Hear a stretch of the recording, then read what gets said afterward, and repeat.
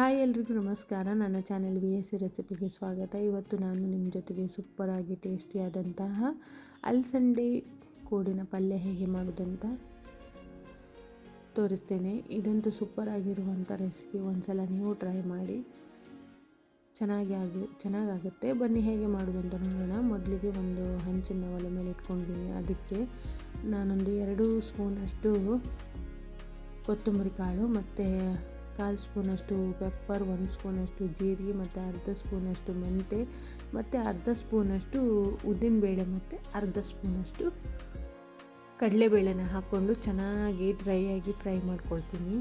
ಇವಾಗ ಇದನ್ನು ಪ್ಲೇಟಿಗೆ ಎತ್ತಿಟ್ಕೊಳ್ತೇನೆ. ಮತ್ತು ಪುನಃ ಅದೇ ಹಂಚಿಗೆ ವಾಪಸ್ ನಾನು ಒಂದು 10 ಮೆಣಸಿನ ರೆಡ್ ಚಿಲ್ಲಿನ ತಗೊಂಡು ಹಾಕಿದ್ದೇನೆ.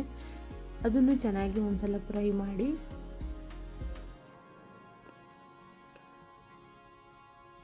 ಪುನಃ ನಾನು ಪ್ಲೇಟಿಗೆ ಎತ್ತಿಟ್ಕೊಂಡು ಅದನ್ನು ಆರ್ಲಿಕ್ಕೆ ಬಿಡ್ತೇನೆ. ಕೂಲ್ ಆದಮೇಲೆ ಅದನ್ನು ನಾನು ಮಿಕ್ಸಿಗೆ ಹಾಕ್ಕೊಳ್ತೀನಿ.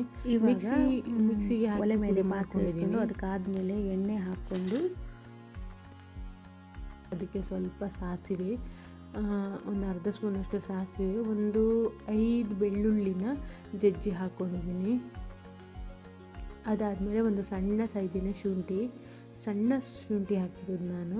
ಅದಾದಮೇಲೆ ಸ್ವಲ್ಪ ಕರಿಬೇವು ಒಗ್ಗರಣೆಗೆ ಹಾಕ್ಕೊಂಡು ಚೆನ್ನಾಗಿ ಒಂದು ಸಲ ಬಾಡಿಸ್ಕೊಳ್ಳುವ. ಅದಾದಮೇಲೆ ಒಂದು 4 ಹಸಿಮೆಣಸು ತಗೊಂಡಿದ್ದೀನಿ. ಹಸಿಮೆಣಸು ನಿಮ್ಮ ಖಾರಕ್ಕೆ ಅನುಗುಣವಾಗಿ ತಗೊಂಡು ಗ್ರೀನ್ ಚಿಲ್ಲಿನ. ಇವಾಗ ಒಂದು 3 ಸೈಜಿನ 3 ಆನಿಯನ್ ತಗೊಂಡಿದ್ದೀನಿ, ಸಣ್ಣ ಸೈಜಿದು. ಇದನ್ನು ಚೆನ್ನಾಗಿ ಬಾಡಿಸ್ಕೊಂಡಾದ್ಮೇಲೆ ಒಂದು ಟೊಮೆಟೊ ಸಣ್ಣ ಸೈಜಿದು, ಅದನ್ನು ಕೂಡ ಚೆನ್ನಾಗಿ ಎಣ್ಣೆಯಲ್ಲಿ ಬಾಡಿಸ್ಕೊಳ್ಳುವ. ಇವಾಗ ಅದು ಆಗಿದೆ, ಎಣ್ಣೆಯಲ್ಲಿ ಬೆಂದಿದೆ. ಇವಾಗ ಅದಕ್ಕೆ ನಾನು ತೊಳೆದಿಟ್ಕೊಂಡಿರುವಂಥ ಅಲಸಂಡೆ ಕೋಡನ್ನು ಆ್ಯಡ್ ಮಾಡ್ತೀನಿ. ಇವಾಗ ಚೆನ್ನಾಗಿ ಒಂದು ಸಲ ಎಣ್ಣೆ ಜೊತೆ ಮಿಕ್ಸ್ ಮಾಡ್ಕೊಂಡು ಆದಮೇಲೆ ಒಂದು ಅರ್ಧ ಸ್ಪೂನಷ್ಟು ಉಪ್ಪು ಮತ್ತು ಒಂದು ಅರ್ಧ ಸ್ಪೂನಷ್ಟು ಟರ್ಮರಿಕ್ ಪೌಡರ್ನ ಹಾಕ್ಕೊಂಡು ಚೆನ್ನಾಗಿ ಮಿಕ್ಸ್ ಮಾಡಿಕೊಂಡು ಇನ್ನು ಅದನ್ನು ಹಾಗೆ ಡೈರೆಕ್ಟ್ ಎಣ್ಣೆಯಲ್ಲೇ ಒಂದು 3-4 ನಿಮಿಷ ಬೇಯಿಸ್ಕೊಳ್ಳೋಣ.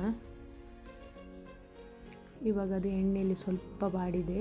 ಇವಾಗ ಅದಕ್ಕೆ ನಾನು 1.5 ಲೋಟದಷ್ಟು ನೀರು ಹಾಕ್ಕೊಂಡು ಒಂದು ಸ್ವಲ್ಪ ತರಕಾರಿ ಮುಳುಗುವವರೆಗೆ ನೀರು ಸ್ವಲ್ಪ ಸಾಕು, 1.5 ಲೋಟ ಹಾಕಿದ್ದೀನಿ. ಹಾಕ್ಕೊಂಡು ಇದನ್ನು ಇವಾಗ ಮುಚ್ಚಳ ಮುಚ್ಚಿ ನಾನು ಬೇಯಲಿಕ್ಕೆ ಇಡ್ತೇನೆ. ತರಕಾರಿ ಬೇಯುವವರೆಗೆ ಮುಚ್ಚಳ ಮುಚ್ಚಿ ಬೇಯಿಸ್ತೇನೆ. ಇವಾಗ ನೋಡಿ ಚೆನ್ನಾಗಿ ಬೆಂದಿದೆ ಇದು. ಇವಾಗ ನೀರೆಲ್ಲ ನೋಡಿ 1.5 ಲೋಟ ನೀರು ಸಾಕಿದ್ದಕ್ಕೆ ನೋಡಿ. ಇವಾಗ ತಳದಲ್ಲಿ ಸ್ವಲ್ಪ ನೀರುಂಟು. ಇದನ್ನು ನಾವು ಮಸಾಲೆ ಎಲ್ಲ ಹಾಕಿದ ಮೇಲೆ ಕರೆಕ್ಟ್ ಆಗುತ್ತೆ ನೋಡಿ. ಇವಾಗ ತರಕಾರಿ ಬೆಂದಿದೆ. ಅಲಸಂಡೆ ಸ್ವಲ್ಪ ಟೈಮ್ ತೊಗೊಳುತ್ತೆ. ಇವಾಗ ಅದಕ್ಕೆ ನಾನು ಮಾಡಿಟ್ಕೊಂಡಿರುವಂಥ ಮಸಾಲ 1.5 ಸ್ಪೂನಷ್ಟು ಹಾಕ್ಕೊಳ್ತೀನಿ. ಸಾಕು ಅಷ್ಟು ಮಸಾಲ. ಈ ಮಸಾಲ ಅಂತೂ ಸೂಪರಾಗಿ ಬಂದಿದೆ. ನೀವು ಯಾವ ಪಲ್ಯಕ್ಕೂ ಬೇಕಾದರೂ ಈ ಮಸಾಲನ ಆ್ಯಡ್ ಮಾಡ್ಕೊಳ್ಬೋದು, ಸಖತ್ತಾಗಿ ಬರುತ್ತೆ. ನಾನಂತೂ ಎಲ್ಲ ಪಲ್ಯನೂ ಇದರಲ್ಲಿ ಟ್ರೈ ಮಾಡಿದ್ದೀನಿ. ಈ ಮಸಾಲದಲ್ಲಿ ಸೂಪರಾಗಿ ಬಂದಿದೆ. ಯಾವುದು ಕೂಡ ನನಗೆ ಇದಕ್ಕೆ ಮ್ಯಾಚ್ ಆಗಲ್ಲ ಅನ್ನುವಂಥದ್ದಿಲ್ಲ ಈ ಮಸಾಲ ಎಲ್ಲ. ಅದಾದಮೇಲೆ ಇವಾಗ ಚೆನ್ನಾಗಿ ಮಿಕ್ಸ್ ಮಾಡ್ಕೊಂಡು ಆದಮೇಲೆ ಸ್ವಲ್ಪ ಉಪ್ಪು, ಉಪ್ಪನ್ನ ಮಾತ್ರ ತುಂಬ ಕಾಯಿ ತೊಗೊಂಡಿಲ್ಲ ನಾನು, ಒಂದು ಮುಷ್ಟಿಯಷ್ಟು ಕಾಯಿ. ಇವಾಗ ಇದು ಮಿಕ್ಸ್ ಆಗಿದೆ, ಚೆನ್ನಾಗಿ ಮಿಕ್ಸ್ ಮಾಡ್ಕೊಳ್ಳುವ.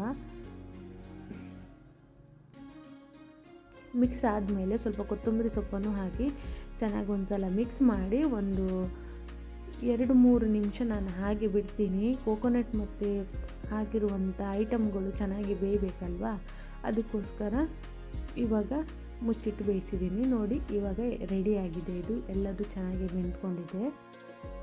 ಇವಾಗ ಪಲ್ಯ ರೆಡಿಯಾಗಿದೆ. ಸೂಪರಾದಂಥ ಟೇಸ್ಟಿಯಾದಂಥ ಪಲ್ಯ, ಅಲಸಂಡೆ ಪಲ್ಯ ರೆಡಿಯಾಗಿದೆ. ನೀವು ಕೂಡ ಟ್ರೈ ಮಾಡಿ. ಯಾರೂ ಕೂಡ ನನ್ನ ಚಾನಲ್ಗೆ ಸಬ್ಸ್ಕ್ರೈಬ್ ಆಗಿಲ್ಲ, ದಯವಿಟ್ಟು ನನ್ನ ವಿಡಿಯೋ ನಿಮಗೆ ಇಷ್ಟ ಆದರೆ ನನ್ನ ಚಾನಲ್ ಲೈಕ್ ಮಾಡಿ, ಶೇರ್ ಮಾಡಿ, ಸಬ್ಸ್ಕ್ರೈಬ್ ಮಾಡಿ. Thank you.